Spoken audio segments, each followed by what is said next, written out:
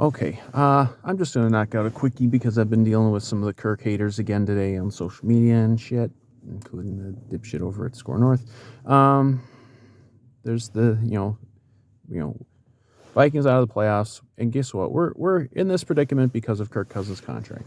Once again, it all comes back to the fucking Kirk Cousins contract, just like it has for 4 years since whatever March of 2018 since he signed, and everyone freaked out about his contract, and we've never heard the end of it for 4 fucking years, and we still won't hear the end of it for who knows how much longer. No, this roster is not, whatever the faults of this, and obviously, like, it's obviously a flawed roster, but the faults of this roster are not because of Kirk Cousins' contract. They're just not. And I've said variations on this many times before in different videos. And hey, if you're new to seeing this, go back through my archives. I've been complaining about the Kirk haters for a couple of years now. But it's like, no, the Kirk Cousins contract has never prevented anything. It is not the reason, the defensive roster being bad, the offensive line being bad, whatever you think is wrong with the roster, with this team, it has nothing to do with Kirk Cousins' contract. What it is more, who is more rippable on this, and there's Zimmer to an extent because obviously, like, Spielman is doing, at least to a degree, roster building based on what the coach wants. But,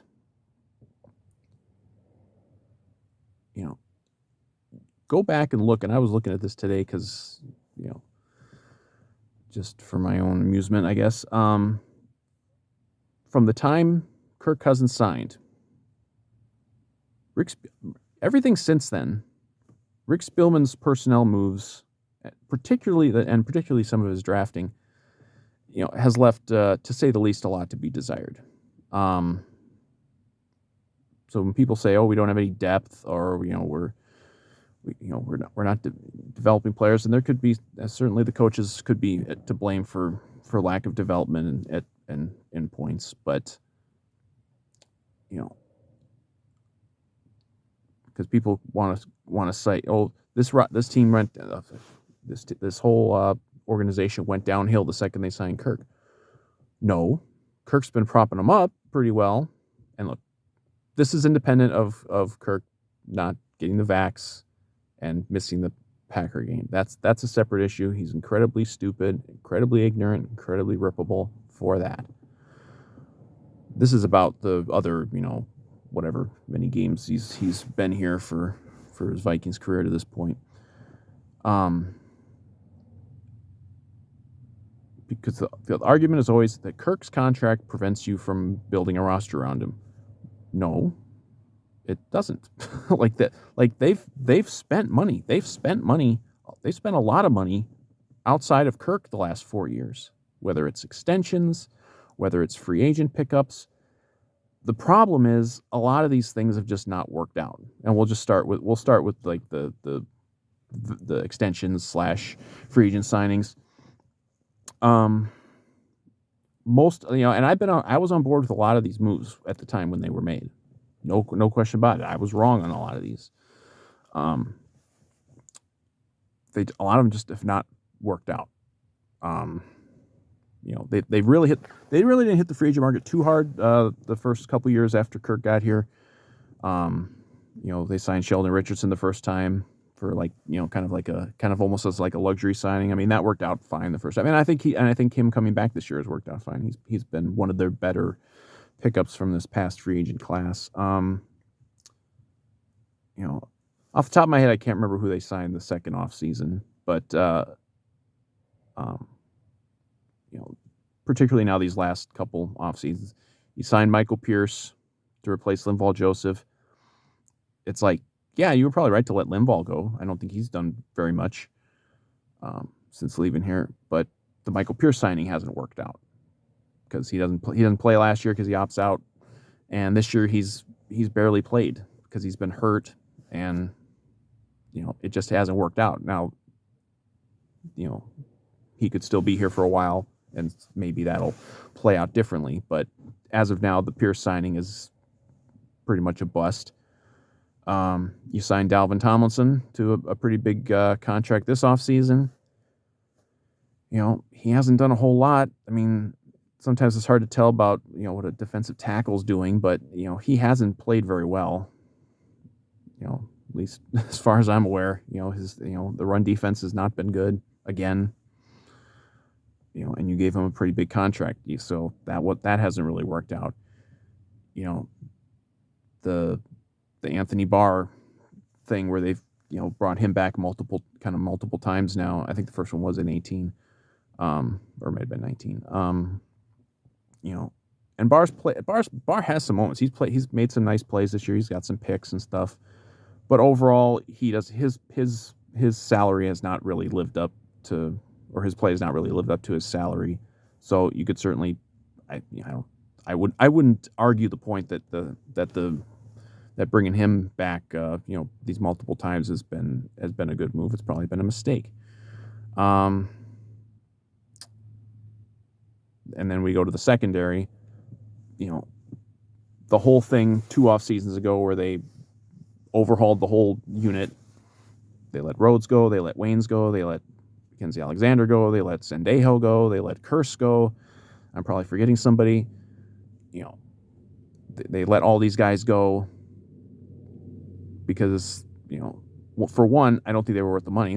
No one, Rhodes has been okay, I think, with the Colts, but he was falling off the fucking cliff for a couple years there. He was going from all pro to barely playable. And they decided to cut him because he wasn't worth the money. And he wasn't. Maybe they could have brought him back at a cheaper deal, but, that didn't work out. I don't know if there was any plans to do that.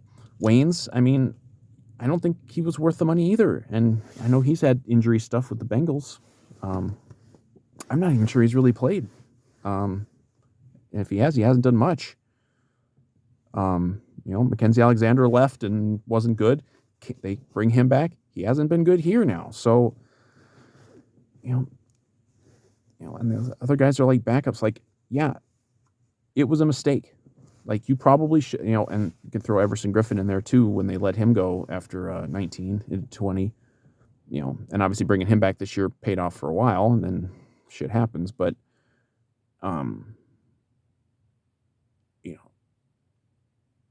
that was a mistake. That was a strategic error, what they did going into the 2020 offseason, letting all these guys go. Now, of course, some of it you can also say, well, they didn't end up having a training camp, and they didn't, and this and that, and then it was just a weird season, so maybe it was doomed anyway. But if they had been able to keep, if they had decided to keep 1 or 2 of those veterans, maybe things would have been a little different last year.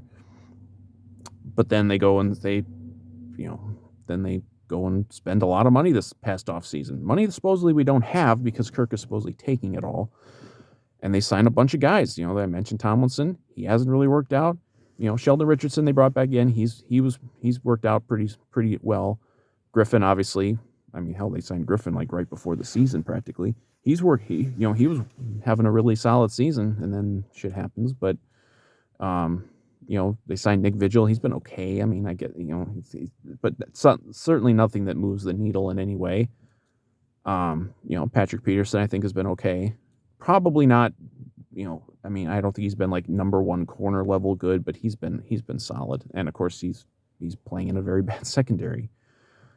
Breeland was a complete bust, on and off the field. Mackenzie Alexander comes back. He hasn't been very good.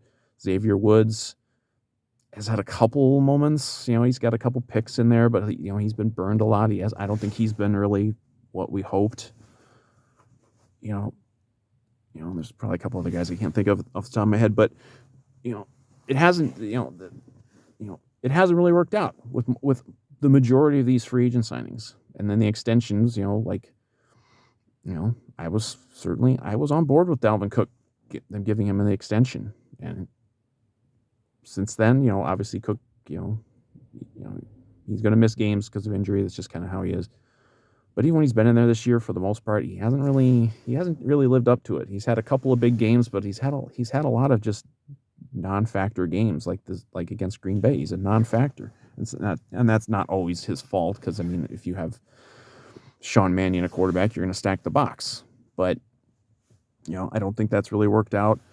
You know, obviously you go way back. They lots of other extensions that they were able to sign. Remember that was the narrative when we signed Kirk. Like, oh, we're going to lose everybody. Well, they signed a lot of guys to extensions. They signed Hunter to an extension. Ultimately, even the Hunter extension hasn't really worked out because he's missed basically 2 seasons. And who knows what his future holds. I don't know that you bring him back next year unless he's willing to take a little more of a team friendly deal. I don't know what you do there. The Kendricks extension, I don't think anyone would argue that was a good move. The Thielen extension, he's worked out for the most part. Some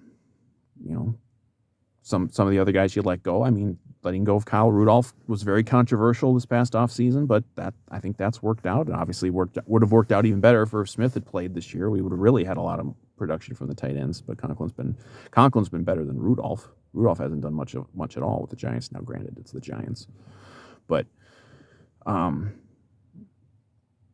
then what did they give? The Harrison Smith extension? Maybe that was a mistake. But I don't know. Like a lot of the just the percentage of hits versus misses has gone way down. Has it gone down because of Kirk? Like, did signing Kirk Cousins immediately make Rick Spielman dumber? Is that the reason? Is that the reason that his personnel moves have missed more than they've hit since? I mean, I don't know. And then we go to the draft, because people are like, oh, you need young players when you pay, when you have highly paid veterans, then you need to have young guys. Well, that's true. But the problem is not that they signed these players like Kirk Cousins. The problem is that they haven't really supplemented it very well, post Kirk signing with draft picks. And some of it is not, like, some of it is just, what can you do? Like, some of it's Spielman, some of it's luck. You draft Mike Hughes. He's just an injury thing constant, from basically the start of his career. What was it? A couple games into this first season, he tears his ACL and he's out. Like, and then he just keeps having injuries. And he has a neck thing and he has this and that. Like, it just doesn't stop. You draft, and then the next year you go first round pick Garrett Bradbury. He hasn't worked out. Maybe he can work out as a receiver. He's got some pretty good hands apparently. But you're drafting a guy like that. You're drafting a center in the first round. You expect him to be, you want him to be, like, no doubt he's going to be middle of that line for 10 years, and he's not going to be. He's probably, I don't even think it's possible, or probably at this point, he's not going to get a second contract.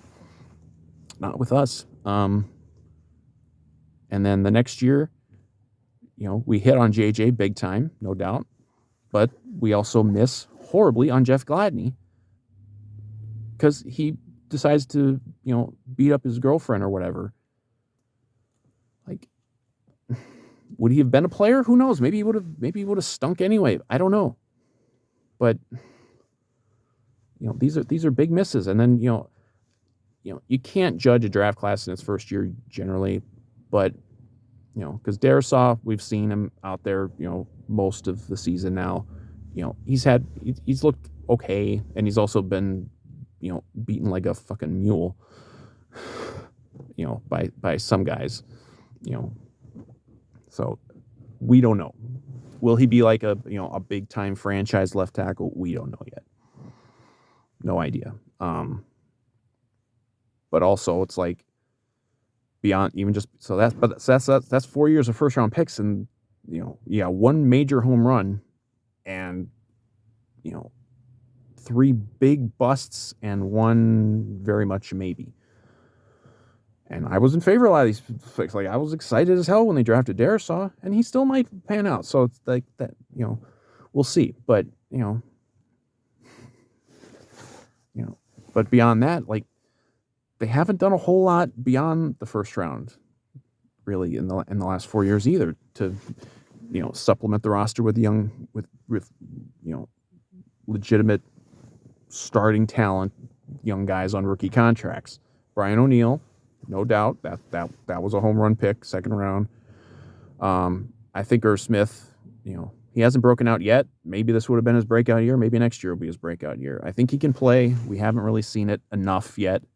So we can't exactly call that a home run pick yet. Ezra Cleveland looks okay. Beyond that, last 4 years, I mean, you got some guys who, you just got a lot of like, oh, he's okay. Maybe he'll develop into something more. But you've also got guys like Drew Samia, who was a big, I think there was a lot of hope for him, and he completely missed. You know, they just haven't been able, and then in the secondary, Dantzler has had some moments here and there, but no consistency. You haven't really, you haven't been able to really develop anything at safety. Maybe Bynum will kind of pan out. We've seen him look okay at times when he gets out there.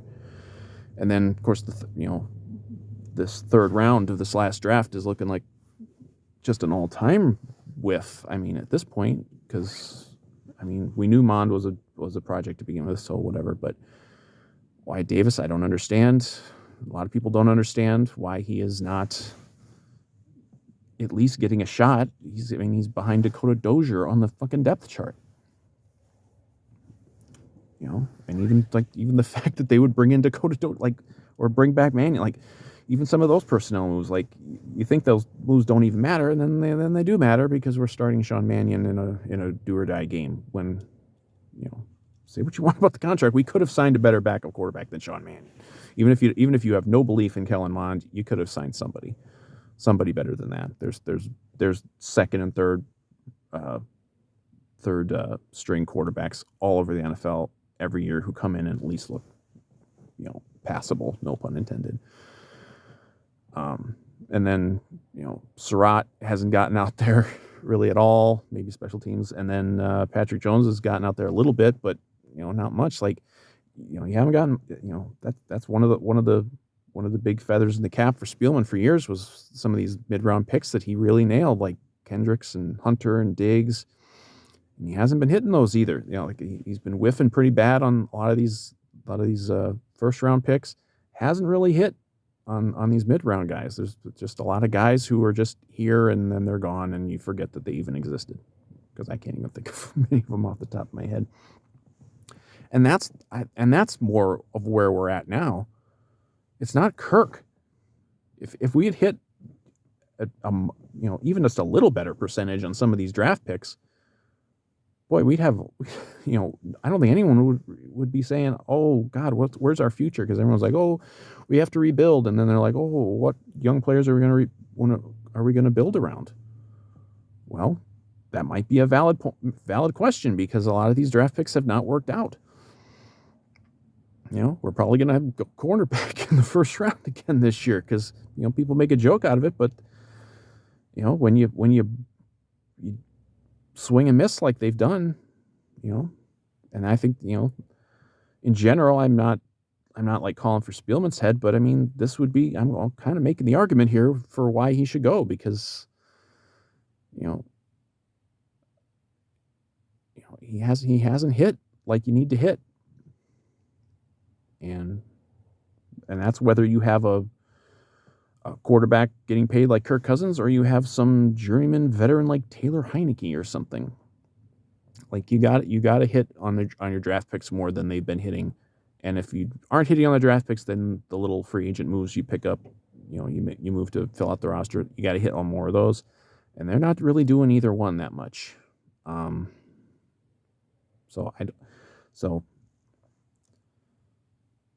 So that's where we're at. But it's not Kirk. It's just not. I'm so sick of this shit with these people. It's not Kirk. It's not his contract. He's lived up to his contract. A lot of other guys have not lived up to their contract or their draft status, or either. People are like, oh God, Kirk's killed the Ross. We'd have about 2, maybe 3 wins this whole year without Kirk Cousins. He's propping up this team. He's not tearing them down. His contract is not tearing them down. Nobody ever listens. Nobody wants to hear facts like this. They don't want to hear about all the other factors that play into a disappointing season or a disappointing couple of seasons.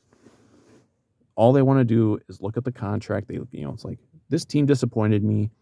So who's the highest paid player on the team? Oh, it's Kirk Cousins, so therefore it's his fault.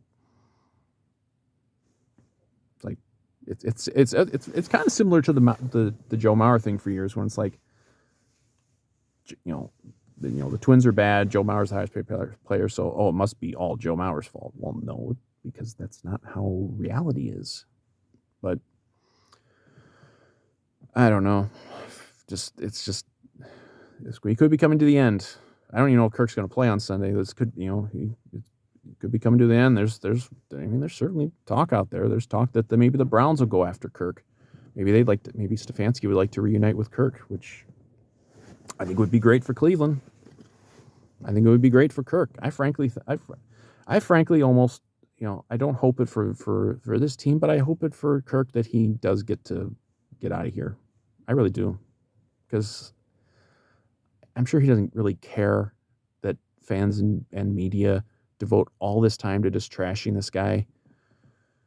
As a football player, this is not about the vax thing, but as a football player, they just go trash him. They just make up narratives that just don't hold water, and they're presented with facts that contradict them, and they just don't listen. And it's gone on for 4 years, and it'll probably go on for another year if he sticks around. I'm just burnt out. I'm burnt out by the whole thing. It's just been, it's exhausting. It's the number one thing that's been just exhausting with just this fan base and media the last 4 years. They just are wrong, and they won't admit they're wrong, no matter how many facts you throw at them that contradict what they believe. It's like Kirk Cousins is not the problem. Kirk Cousins and his contract are not the problem with this team. They have never been the problem with this team. A whole lot of other factors have played into this. If they had drafted for the last 4 years like they did for the 4 years before that, where they were hitting on picks and hitting on first round picks and really developing everybody, and then we'd be in a much better position, and then we'd also have a really good quarterback, and no one would even care what he gets paid. I mean, they'd still probably care what he gets paid, because they were bitching about his contract the day he was signed, but because they didn't understand, he's getting all this guaranteed money, like he's going to get all that money anyway. It didn't matter. Oh, you insufferable assholes. I hate all of you. But all right. Well, that's Kirk Cousins rant number. What are we up to now over the time I've been doing these? It's just insufferable. I almost hope that he gets out of here. I almost hope that they do deal him